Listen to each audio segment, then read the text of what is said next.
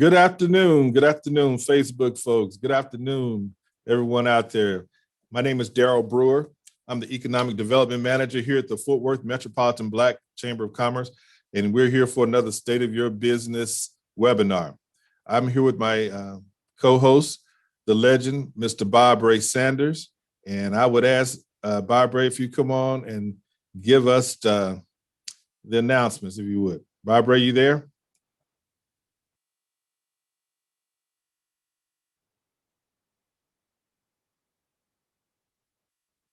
There you I'm go. here now, I think. Okay, good. I'm sorry. Yeah, we just have a couple of announcements. I want to remind people to save the date of June 25th. That will be the date of our annual luncheon. We didn't have one last year because of COVID-19. We're going to have one this year. It's going to be different. It's going to be partially in person and mostly online. So we're going to ask you to join us regardless. Most of the in-person, frankly, will be going to our supporters and donors. And those of you who are members of the chamber, we'd like you to join us by your internet. And what we really want you to hear is Dr. Cass Lawal. He's one of the richest Black men in America. He's the owner of the only bank in Texas, Black-owned bank in Texas and Georgia. And he will be here to speak to us on the topic of banking relationships in times like these. Now, all of you probably need to hear this message. So it will be noon, Friday, June 25th. The in-person event is at the Hilton downtown. And we'll be getting you notices on how you can join us on your cell phone or tablet or whatever you use online. Also, next week, every month on the second Thursday of the month at 7 p.m., we have the Let's Get Connected networking event. It's a 2-hour event, starts at 7, goes to 9. We were hoping to do it outside this next week, but apparently we're going to still have to do that virtually, and we'll get that information out to you. It'll be on our website. It's also on our Facebook page. So May 13th, join us for a good time. It's just a way to connect with people who are doing some of the same things that you're doing and getting to meet people that you may not know. So that's, as I said, from 7 to 9, May 13th, and that information will get to you. If you have any questions, you can call Daryl or email him at dbrewer@fwmbcc.org. That's it, Daryl.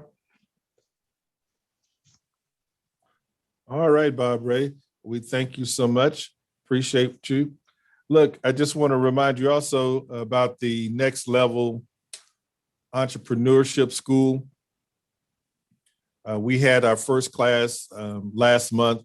We talked about organizing your business, whether you're going to organize as a sole proprietorship, whether you're going to do limited liability corporation, setting it up so that you can start getting your business credit going. So that was the first meeting, our first class. This next class, we will talk about marketing your business. Who is your best customer? How do you reach your best customer? Do you have an elevator speech? Do you like a 10-second, 15-second elevator speech? Do you have a 1-minute speech? Do you have a 15-minute presentation for your business? Do you have a capability statement? So the objective of these classes, so when you leave, that you have something tangible that can help take your business to the next level. So tell your folks that we're going to talk about marketing your business at the Next Level the Next Level Entrepreneurship class. And that is going to be on the 3rd Tuesday.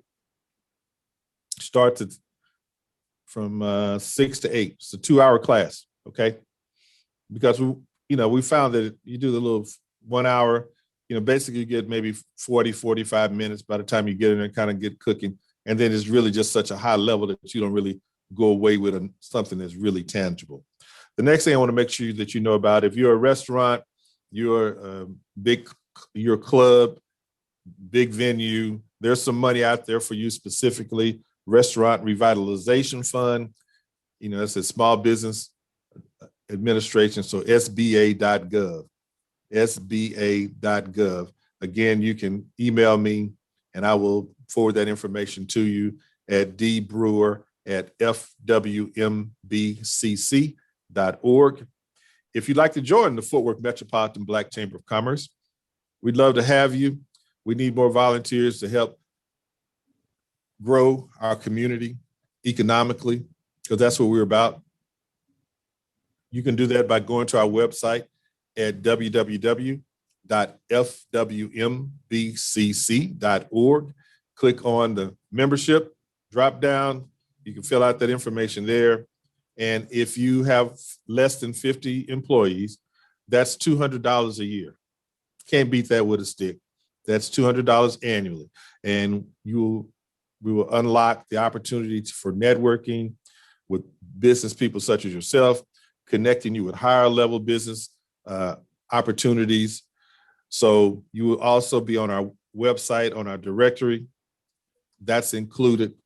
And some of y'all, I'm gonna connect you with Visit Fort Worth, because I was looking on their site and there needs some more of us on there. So email me, call me, 817-871-6558, and we'll make that happen. Also, if you're looking for government contracts, you can go on our website as well and go over to Economic Development tab, click on it, scroll down, and you will see contracting opportunities. Click on that, you can find out, go right through the porthole of Fort Worth ISD, the city of Fort Worth, Arlington ISD, city of Arlington, DFW Airport is right there in front of you. So you can do that just kind of with one click. Also, we're coming from 1150 South Freeway, which is the Business Assistance Center owned by the city of Fort Worth, and which is at the corner of I-35W and East Rosedale. I-35W and East Rosedale in Fort Worth. So what's here is assistance, business assistance with your small business. Okay, it doesn't matter if you're black, green, purple, we are here to serve you. So not only do you have the Fort Metropolitan Black Chamber here, you have the Hispanic Regional Contracting Association. You have SCORE, which is part of the SBA, and these are retired executives who can mentor you. We have the Tarrant Small Business Development Center. They're part of Tarrant County College. They can help you with funding, getting funding, and preparing for that funding by helping you with a business plan. Okay. We also have 3 funding agencies where you could get as little as $5,000 up to like $15 million. We have 3 different ones. So that's what this building is here for, to help you sort of as a one-stop economic development center. Now, if you want them smart people and you're into technology, we even got Shark Tank over here. They don't really call it that, but it's the same. So if you're an inventor, there are incubators over here. There's folks that got millions of dollars to invest in your business to help you grow it to an amazing place. I'll give you an example. That's Mucinex. I had no idea either till a couple of years ago. So that's the opportunity. We'd love to have you stop by.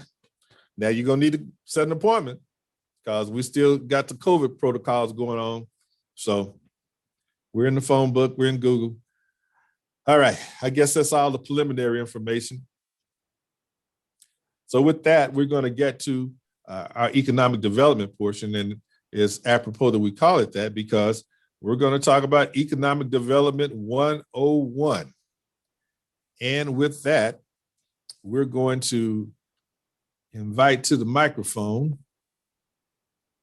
Mr. Jared Howard. Are you there, Jared? I am, sir. Good afternoon. Yeah, I see him. Jared is a homeboy, hometown hero. I don't know about that. By way of Stop 6, Texas, Dunbar Middle School, and Old Dirty Wide. Don't get yourself in trouble.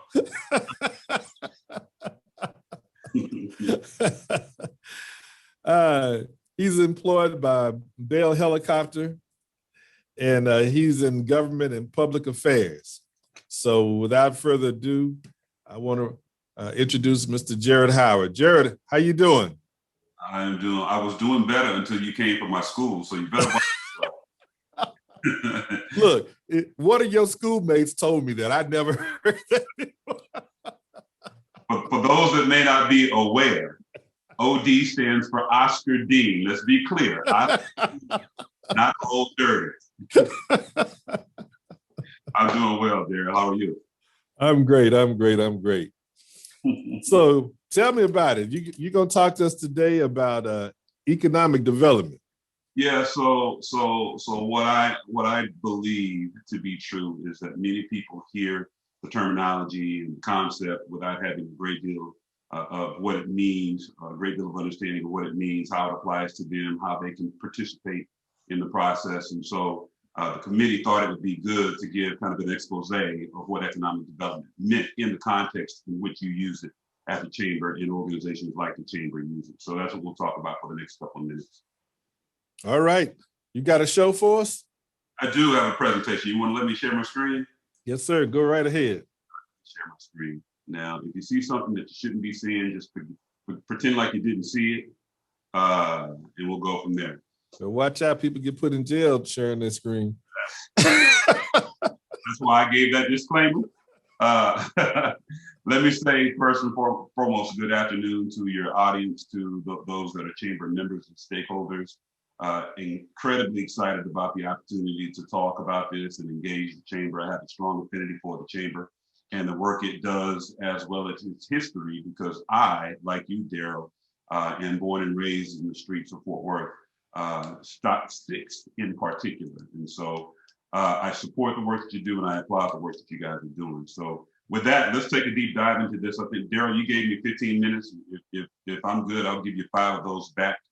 Let's talk about economic development, what it is in context. What you see here is a broader definition or a longer definition, and we'll do a little bit of reading on these first couple of slides. So economic development is, for all intents and purposes, the allocation of limited resources, be they land, labor, or capital, or entrepreneurship, in a way that has a positive effect on the level of business activity. There's a key word for you: business activity, employment, income distribution patterns, and fiscal solvency.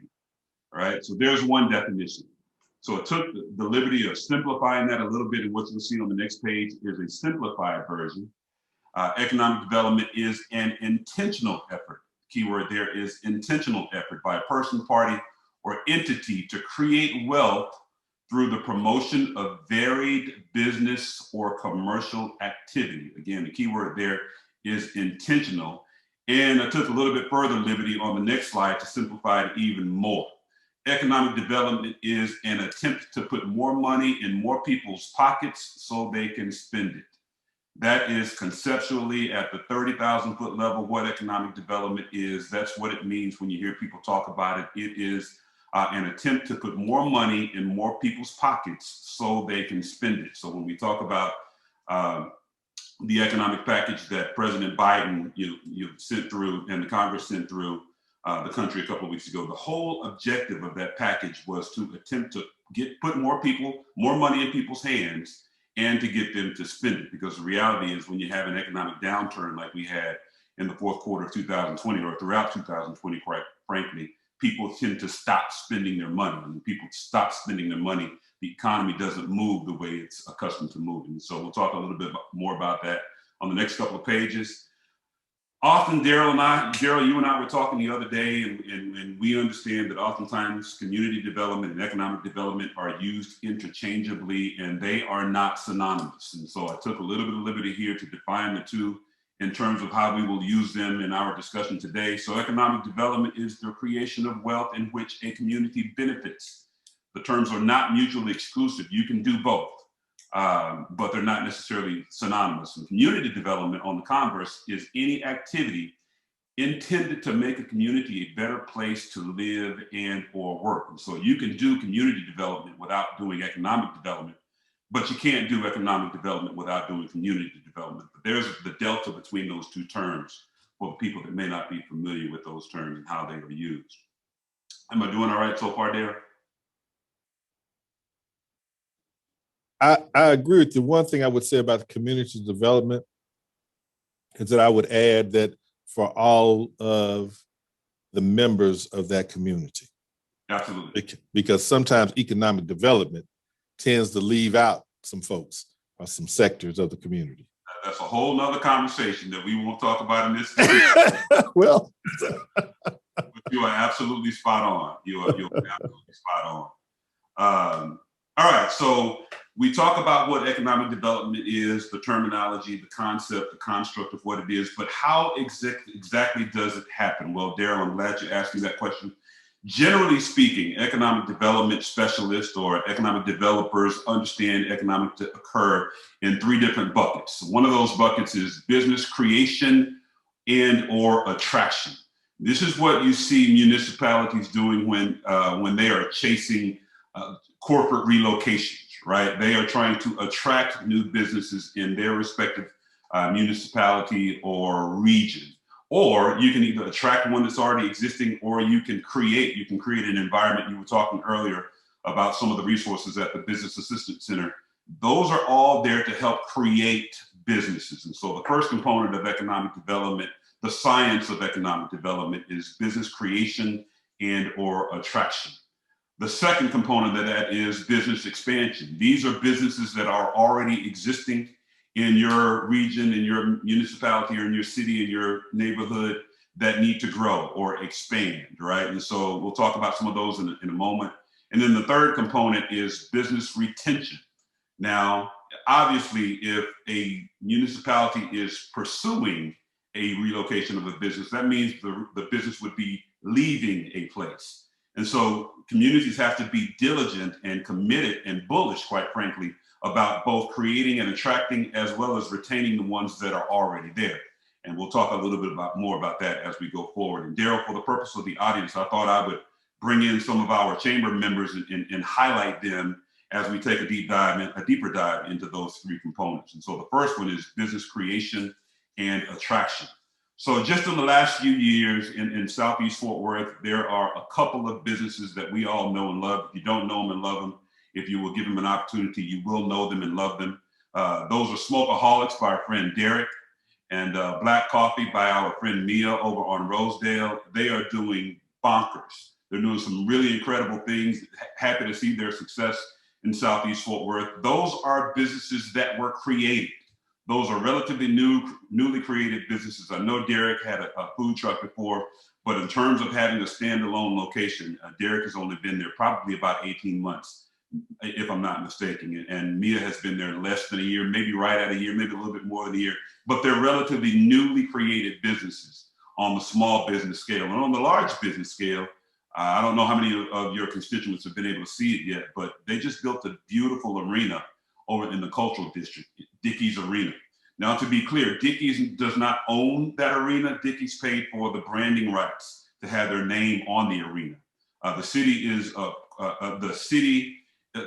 arena in and of itself is what you call a P3, public-private partnership. So it's co-owned by the city of Fort Worth and some private entities there. But those are all new businesses that were either created or attracted to Fort Worth in the last several years. What's unique about these is when you create businesses like these, you grow your economy. Well, how do you do that? Because guess what? Derek and Mia and the folks over at Dickey's Arena they're selling products or they're hosting events, and people pay to buy those products or to host those events. And when people pay to buy those products or to attend those events, you have to have people working to make sure that transaction goes the way it's supposed to go. And that means you are hiring people. That means jobs. And so we'll talk a little bit more about jobs as we go deeper into the presentation. Jobs aren't necessarily the central component of economic development, but they catalyze economic development. Because if we go back in this presentation a couple of slides, we remember the whole objective of economic development is to put money in people's hands so that they can spend it. What better way to do that than by creating a job? And so when you talk about creating businesses or even attracting businesses, this is what we see here. If we were to talk about business attraction, I don't think they're a member of the Fort Worth Chamber, but there's a large financial services organization that just in the last couple of years relocated to here into the Fort Worth region into Westlake. They are huge, and they came from Southern California, actually Northern California, but they're big, and I won't mention them here because they don't get the benefit because they're not a member yet, but it happens, and it should continue to happen. And as long as a region or a community or a city or a state is active in these particular spaces, then their economy is likely to continue to grow. Let's push forward. The next component of economic development is business retention and attraction. And as you see here, I've got listed here 3 different businesses that are all a part of the Fort Worth Metropolitan Black Chamber's portfolio that are growing businesses that quite frankly need to be retained. The city of Fort Worth, Southeast Fort Worth, our neighborhoods and communities need to make sure that we are supporting these businesses so that we can retain them. One of them is XTO Energy. I don't know if you've read any of the publications. Downtown Fort Worth and Sundance Square in particular is having a tough go at it right now. The pandemic certainly catalyzed some of that, but a lot of that was born with the exodus of XTO Energy. When you say the exodus, XTO Energy used to be based in Fort Worth, but they were bought by ExxonMobil a few years back, and ExxonMobil moved about 1,500 employees out of downtown Fort Worth into their beautiful building in the Woodlands down in Houston. Well, that left a big gap in what was happening around downtown Fort Worth and in Sundance Square. That means there's 1,500 people that are not spending their money, that are not spending their time, that are not having lunch or drinking coffee or having cocktails downtown Fort Worth. And so Fort Worth and cities like Fort Worth have to be intentional about retaining businesses like XTO or they'll leave. James Walker Realty. James Walker is a friend of yours, a friend of mine. James is doing some incredible things, but what James does is real estate. Well, guess what? Fort Worth doesn't have a monopoly on real estate. And so if James is not successful in his realty business in Fort Worth, he can pick it up and pack it away and move it somewhere else. He could move it to Arlington, he could move it to Dallas, he could move it to Atlanta or Seattle. So it's critical that James continues to see the benefit of operating in Fort Worth so that he will stay here and so that we can retain him here in Fort Worth. About 5 years or so ago, American Airlines got a new chief executive officer. Doug Parker was his name. He came from US Airways, which merged with American Airlines. And he didn't have a very strong affinity for the city of Fort Worth. He was an Arizona guy. If you know anything about US Air, they were based in Arizona. And so the lease was up at American Airlines' old building. Well, the lease wasn't up, they owned the property, but their building had become outdated and they were looking for a new place to live. They wanted to stay in Fort Worth and they were willing to stay in Fort Worth, but the city of Fort Worth and Tarrant County and the state of Texas had to ante up to keep American Airlines here.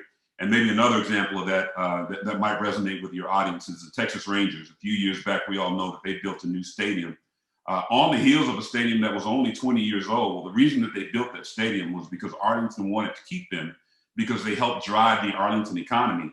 And if they would have allowed them to go to another municipality or to another region, then they wouldn't have had that economic engine that the Rangers are. And so it's important when you think about economic development that you don't just think about creation or attraction, you also think about retention.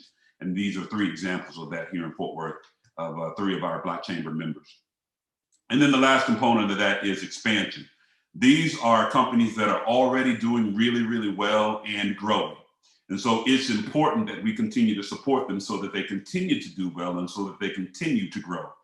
Source Building Group, you all probably know Trelane Mapp is going bonkers, as is Jeff, our friend over at Postel Group. They are doing some incredible things. They were both born and based in Fort Worth. Well, I think Jeff was actually born in the business. Postel Group was born in Lancaster, but made its way to Fort Worth as soon as it possibly could get here. And Jeff can tell you the story about his experience in Fort Worth better than I can. They are both doing some incredible things in Fort Worth.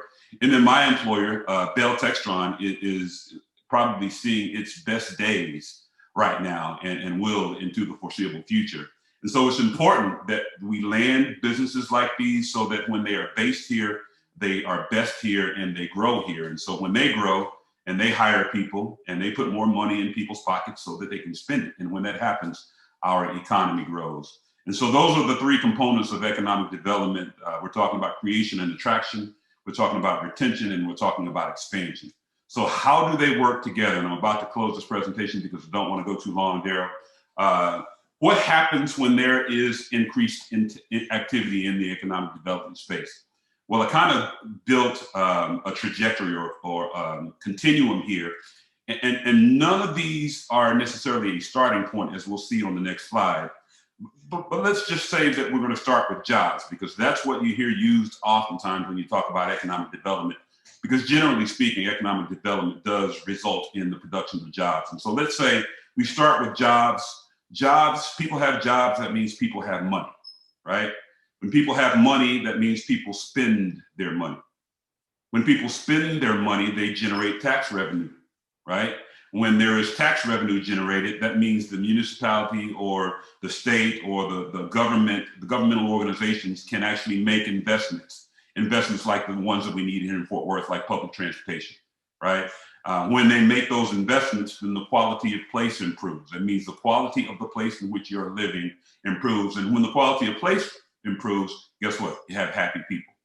That is the continuum, a simplified continuum of economic development. And this is why the Chamber and other organizations like it are so bullish about the terminology and the concept of economic development. I think I got one more slide. I'm going to shut up there so we can take questions if there are any.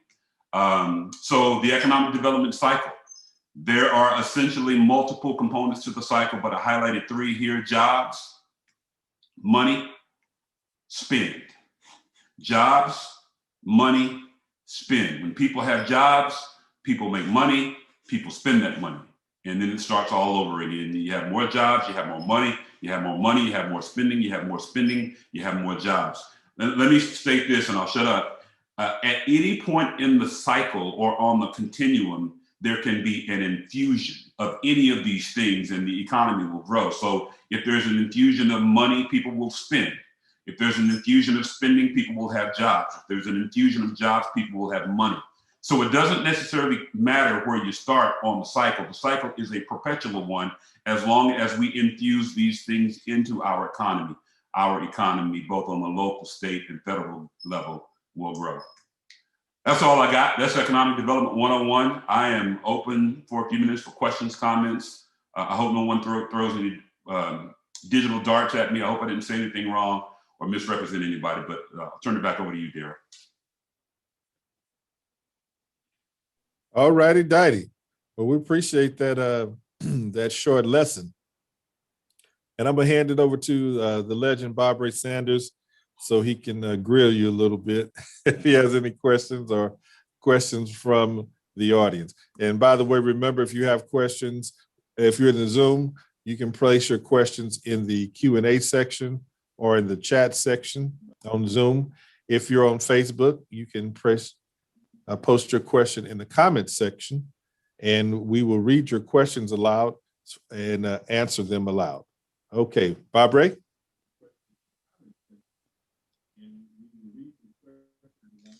Bob Ray, you have questions? Carol, I don't know if, can you hear me at all? I hear you and see you fine. Okay. You can't hear me? Yes, I hear you. I'm on a delay here because I'm listening to the Facebook audio because for some reason my Zoom audio for you guys went out. So. Okay. But at any rate, I want to go back. First of all, we had two people who said great information, Jared. Thank you. Thank you very much. Let me ask you this though. You mentioned jobs, and just this morning, the jobs numbers came out, or at least the people who are out of work numbers came out, and it was less than 500,000 for the first time in over 14 months since this COVID thing happened. At the same time, some employers are saying they can't find people to come to work, including a lot of these restaurants that are trying to get back. What has happened? I think I know. When you talk about economic development, what has happened that you got all of these people who are supposedly out of work and employers saying they can't find people to employ? What's happening there? Yeah, so there are a couple of things, Bob Ray. And if you peel back the layers of that onion, you could probably go for days upon days to find an answer to that question. So there really isn't a short answer. One of the things, and we're at the Black Chamber, so we'll just be candid. One of the things that has happened is some people have gotten accustomed to not working, and they've gotten unemployment checks. And I know several people that are like this, and it bothers me to my core, and they are comfortable with their situation. And that's an unfortunate reality, and I'm not necessarily sure it's true in our community, but that is a reality. There are other instances where companies are looking for specific skill sets. Technology, STEM are both in demand at the company that I work for. If you are in the STEM space or in the technology space, chances are you can find a home at a company like a Bell Helicopter, because Bell Helicopter is, for all intents and purposes, a technology company. People are looking to do career shifts. The reality is some of us were in careers before that we did not like, we didn't enjoy, we were forced there for whatever reason, we made the choice, for whatever driving force was that we made the choice. And we're looking for career shifts. And so we don't want to go back to what we were doing before. But there's a myriad of answers to that question, Bob Ray, some of which would get me in trouble if I really took a deep dive. And so I'd rather not do that here to spare the Black Chamber and myself any trouble. But there are a myriad of things that could be considered when you talk about why that's happening.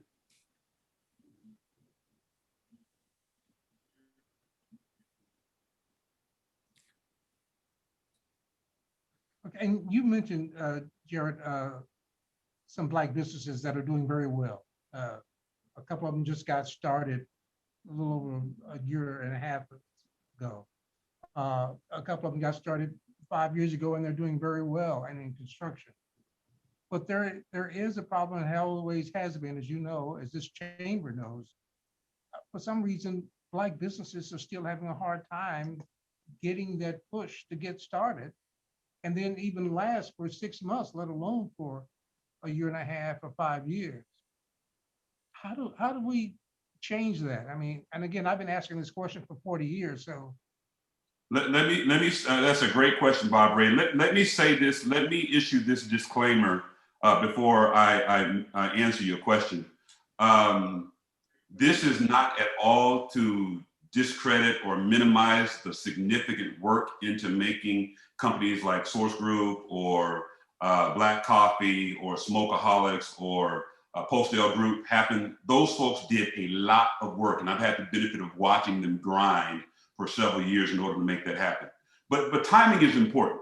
Let's talk about Black Coffee, and let's talk specifically about Smokeaholics. They both opened on the heels of or on the cusp of a pandemic. They also both opened in the middle of civic unrest across our country. What that unrest created in those two instances, at least, is demand for the type of businesses that they represent. There's so much pent up demand for Black-owned businesses right now that perhaps wasn't there before. And I can't speak to why it wasn't there before. If I could, I would be the world's best economist. But right now, there is pent up demand for Black businesses. To be sure, the larger businesses are looking to support smaller Black businesses. And quite frankly, in many cases, they can't find the ones that offer the services that they want to support. But I would say to you, timing is critical, Bob Ray. And I'll say that because, as you know, better than I know, I'm a Stop Six boy. For those that may not be aware, Bob Ray and I are cousins. We both are descendants of Amanda Davis. And Daryl can speak to this as well. We tease about this all the time. I'm not even 50 yet. But if I go back to my formative years in Stop Six, you didn't have to go far to find a Black business, right? You could talk about Skinner's Barbecue. It was a myriad of them, and you didn't have to go far to look for them. Well, something happened, and this is Jared's opinion, between the mid to late 80s and the early 2000s. One of the things that happened was we vacated our community. We moved to places, to the suburban areas, and I won't name them here, but yes, I will. We moved to Plano, we moved to Keller, we moved to North Richland Hills like my family did. We moved to Crowley, and we did that at the expense of what was happening in our neighborhoods. And so it was no longer convenient for me to go to Skinner's Barbecue. If I wanted to go to Skinner's Barbecue, I had a 30-minute commute. And so what I did was I started going to Dickey's, and I'm not after Dickey's or any of those establishments like that, but I go to Dickey's now. I don't go to Dickey's now.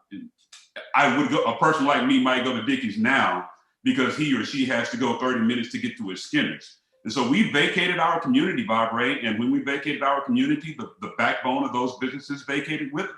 And so unfortunately, we left this big gaping hole in our community. And so fortunately, there's a resurgence. If you look at any of the HBCUs, they are busting at the seams with population children that are looking to go to HBCUs that might not have considered that 15, 20 years or so ago. People are moving back to our neighborhoods. I know Councilwoman Bivens and Councilwoman Gina Gray are busting at the seams with people that are buying land and wanting to move back into the neighborhoods that we grew up in. But something happened in that 20-year space, Barbara, and I can't speak to it, but I will tell you, and I know I'm talking a lot, that the timing is right. And so if you're in the business space, if you're watching me right now, now is the time to plant your seed. Call Daryl, call Bob Ray, call the folks at the Black Chamber and ask them, what do I need to do to make this happen? Because now is the time. Man, I can tell you, you got an amen corner. We got a lot of amens on what you're saying right now, including from Jeff Costell, who says, you're speaking the truth, my brother. Yes, I do know that. And I was around when we had a vibrant Black business community in downtown Fort Worth and in every other part of the city. It stopped 6 in Como on the north side. We had those Black businesses and we abandoned them. But do you sense, because I am sensing now that there is a call for us to go back and support, like make that commute. I know for the most part, the only time we come back to the Black community is for a haircut, for barbecue and church. But as you said, we don't even have to come back for barbecue anymore because they got barbecue places elsewhere. We have to make our own sides though. People are making an effort to come back to Black businesses.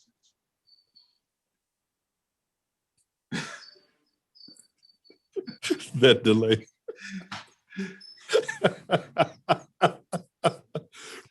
Yeah, we have to get our own sides. I like mustard in my potato salad. Bob Ray, there is a resurgence of people coming back to our neighborhoods for sure. To be sure that if you were, and another thing that's happening, Bob Ray, is fortunately, one of the blessings that has stemmed from what we've been through over the last several years in this country as it relates to social justice is there are some empathetic people that may or may not look like us.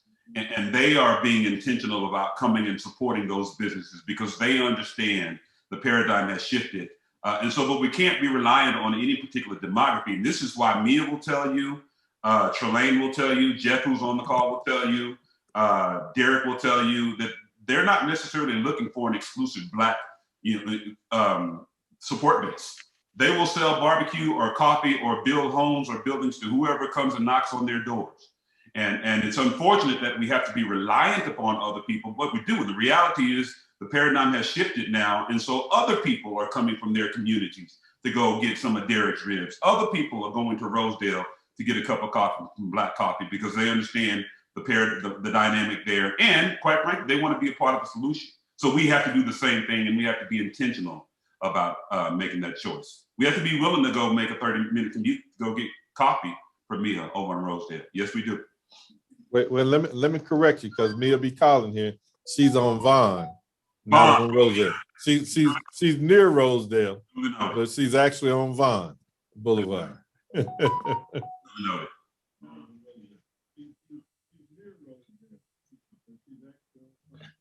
So while Bob Ray's checking, can you talk about what are some of the hindrances to economic development? Oh, wow.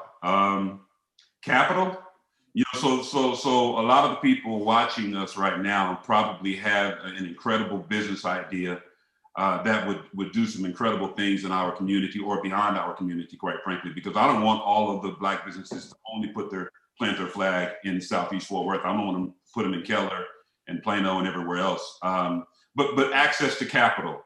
So, and this will catalyze another conversation. One of the things that I really wish people would get is the value of real estate and owning real estate. And the reason I say that, Daryl, is because quite frankly, capital can start with real estate. What do you mean when you say that? Let's say I buy, I'm just tossing round numbers out there, $100,000 home. right? And our real estate market in Dallas-Fort Worth is going bonkers. It's busting at the seams right now. I bought that house for $100,000 5 years ago. Now the house is worth $200,000. That means I've got $100,000 worth of equity in my home, 80% of which I could take out of my home and go make an investment in this business idea that I had. Well, guess what? If I've been living in an apartment for the last 25 years, guess what? I don't have any equity. And so I can't go to my lender and say, hey, listen, I want to take some of my money out of my home that I own and open a business with that. And so we run into this brick wall of capital, and the barriers to entry in entrepreneurship usually start and stop with capital. And so we just don't have access to capital like a lot of demographies do. And that has to change. Derek would tell you, Mia would tell you, Frank Jr. would tell you, capital was one of the biggest impediments that they had, but they overcame it. And guess what, people watching me right now, you too can overcome that barrier, but you got to be bullish. You got to fight, you got to scratch, you got to claw to make that happen for you. But I would say capital is one of the biggest impediments to economic development out in our community, or the access to capital. I hate we have this this audio delay. Again, the amens are still coming in. I'm not DJ says, amen. it's never been explained better. So thanks again, Jared. But Jeff was making a point that I've noticed too. He says, there are Black investors now who are buying property inside the inner city, but then selling the homes to Hispanic families. And he was wondering, how do we get Black families to buy those homes in the Black community now? Are they coming back?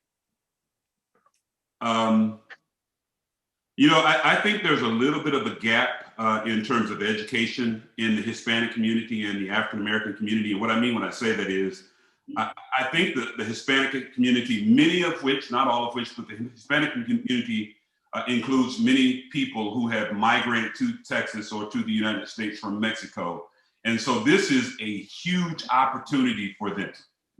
Because quite frankly, this is more than many of them could have ever imagined in their hometown, which is why many of them make haste to come to the United States. Whereas we oftentimes, and I hate generalizing, and I hate that I got myself out here. Oftentimes, I want to say this the right way. Let me just say that we oftentimes don't understand the benefits, right, of community. Community means, the root word of community is unite.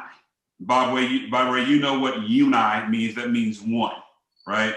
And when we talk about some of the constituents of the Black Chamber, we are everything but unified. So since you got me out here, you know, the vegans don't like to talk to the vegetarians, and the vegetarians don't like to engage the pescatarians, and the pescatarians don't like to deal with the carnivores.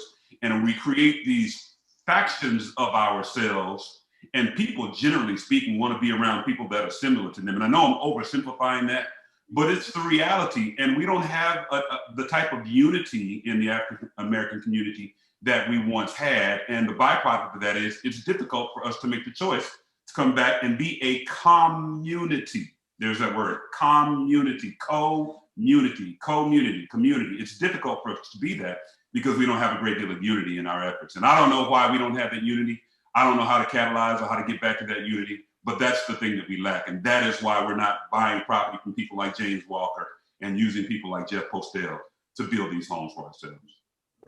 Well, I can give you one answer. When people drive in Plano or Addison and hang out in those areas, you know, it just looks different. It feels different. It does. And it feels fresh and new, or even going to Alliance. And so that's attractive to people. Right. But Darryl, let me ask you a question. And I'm not pushing back on what you said. I don't know what the demography is of Plano, but I would be willing to bet that there are probably at least 10, 12, 15, maybe even 20% African Americans in Plano. That means, and I know that there are jobs there, right? That means people that look like you and me can afford to buy $3, $4, $5, $6, $7, $8, $9 million homes. What would happen if we made the choice to build a $500,000 home in Southeast Fort Worth, right? Is that a possibility? Was that ever a possibility? And all I'm talking about is the exodus of people from our communities as we knew them when we were growing up. And I'm not after people for where they choose to live. You live where it's best for you and your family. I'm just talking about, it just seems to me that some people are able to build that type of home in this type of community. I'll do you one favor, Daryl. Just think 10, 12 years ago to what was happening in Fairmount. 10, 12, 15 years ago, Paul Payne would tell you Fairmount was a shell of what it is right now. The homes were worth probably $50, $60 per square foot. Well, right now, you can't buy a home in Fairmount for less than $200 a square foot. That's because somebody made the choice to make an investment in that community. And 10, 15, 20 years ago, Fairmount looked a lot like the neighborhoods that you're referring to right now. That's not the case anymore. Again, it takes a conscious decision and some intent on a lot of different people's part to make that decision. And if we make that decision as a collective, we can shift the trajectory of these communities. Well, I know from experience when I lived in Atlanta some decades ago, there was a concerted choice by people of means, African Americans of means, just as you said, and who decided to move to the SWATs, Southwest Atlanta, to Cascade. And today, that's where all the housewives of Atlanta and so forth live. But who created that were the Herman Russells and those folks who created the foundation and created the value that just really blossomed. So truly that could happen if you make a decision, get enough people to make that decision. And I'm wondering if Mr. Jennings, he had his hand up. So I don't know if he wanted to, I thought he wanted to talk. So I brought him up. So if he wants to mute myself. Yes, I do. Take the Yes, I do. Can you hear me? I can hear you fine. If you want us to see you can turn your video on. I'm too ugly to be seen. Y'all, you pretty guys are on there today. Thank you, Daryl and Bob Ray, for a magnificent program. And all I can say to Jared Howard is, you will do this again. This has been one of the greatest programs we've had because it gets down to the core issues of what we need to all be about moving forward.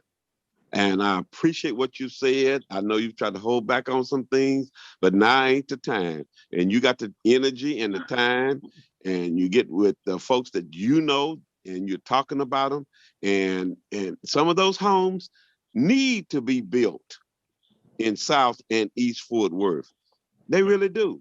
So we got to help Mr. Walker and others to go out on the limb, as we would say, to invest. And some of us got to buy those homes and be willing to pay the sacrificial cost to do it. So I just want to say thank you for that. You're on target. I want this presentation to be done again, and we will find that opportunity in several different audiences. And you're right. I think we are at a moment of inflection in Fort Worth because of all the things that's going on nationally and particularly politically in Fort Worth, that we can make a difference at this time and place. Back to your point earlier. Thank you very, very much to the Economic Development Committee, Ken and Glenda and Daryl and Bob Ray for the excellent program. I feel good today. Thank you. Great. Thank you, sir. One person did want to say that there are banks, and we've heard from a few who say that they are willing to help Blacks and Hispanics own homes. I mean, get those, but they have to be connected to these families who want to do that. I assume those programs are in place. I know we've heard from a few banks that say that they want to start reinvesting in Southeast Fort Worth, for example. I guess, I mean, and you guys, Jared, you probably know more about that than I do. Are you hearing that banks are ready to get involved with this part of the town again? Yeah, for sure.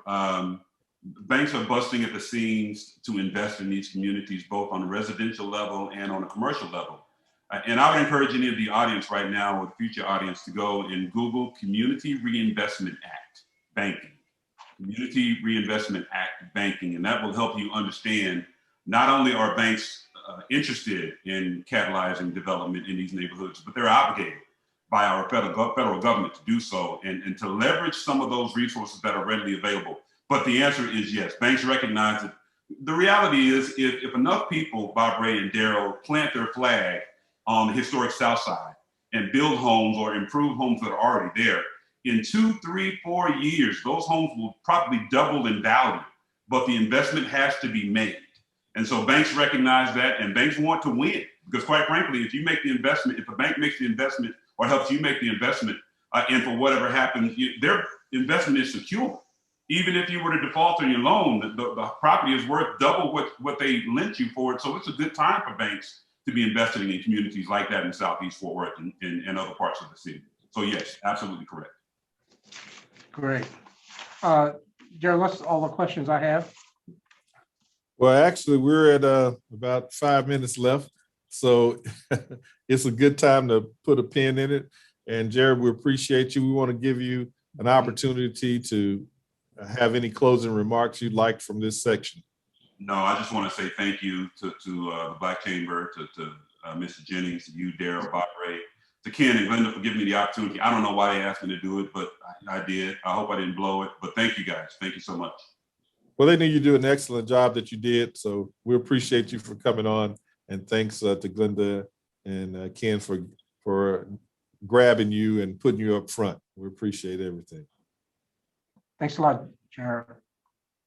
And with that, we're going to bring the legend back and ask Barbara if you go ahead and give us our closing announcements again. Yeah, just briefly asking you to put June 25th on your calendar. That will be the date of the annual luncheon. After a year's hiatus, we will be back with an annual luncheon for the chamber. It's usually our biggest fundraiser. It won't be that probably this year because frankly, it's going to be mostly virtual, but we'll also have some in-person seating for the luncheon. But it's a very short list of people who can be on that list, about 150 as opposed to 500 to 700 people that we would normally have at that luncheon. And we'll get that information to how you can tune in virtually at a little later date. But June 25th is the date. It's at noon. In person will be at the Hilton Hotel downtown. And you really do want to hear the speaker that we've got lined up for you. Dr. Case L. Lawal, one of the richest Black men in America. He's involved in shipping, he's involved in oil refinery, and he's involved in banking. Owner of a bank, the only Black-owned bank in Texas and in Georgia, Unity Bank. And he's going to be here to speak on banking relationships in times like these. So you don't want to miss that. As I said, we'll get that information out to you on our Facebook page, as well as our other social media and our website. And next week, we'll still be doing our networking, Let's Get Together virtually. We were hoping to do it outside in person. That won't happen this month, but maybe by next month, we'll have it. That would be May 13th, 7 p.m. Come and get to know some of the other people who are doing some of the things you're doing and are doing things differently than what you're doing, just to get to meet people and get to know them. And that's it, Daryl. All right, Bob Ray, thank you for that. Appreciate you as always. And the only thing I want to mention, the Next Level Entrepreneurship School, which is 2 weeks from now on Tuesday. It's going to be on marketing your business. It's important. And again, this is for businesses. If you're just getting started or thinking about getting started in a business, probably up to having been in the business about 5 years. Okay. We just want to take you wherever you are and move you to the next level. And that's what it's about. And if you have more experience in that and you want to come and share your experience with those who have less experience than you, that's wonderful. We'd love to have you. Feel free. Also, we do have the Restaurant Revitalization Fund that's out there. Go to sba.gov to get that information. And there's money out there if you've been in the restaurant business and had some challenges, which we know you have. So go ahead and take advantage of that. And that is about it. So we thank, again, we're going to thank Jared Howard for showing up and giving us that information. We thank the president of the Fort Worth Metropolitan Black Chamber of Commerce for coming on and giving some comments. And Barbara, as always, we appreciate you for what you bring to the table. So with that, we're going to shut it down. It's 12:59, so we're pretty much on time today. All right. And we will see you next week with another State of Your Business webinar. So take care of yourself, and we'll see you next week, as long as God says the same. Bye now.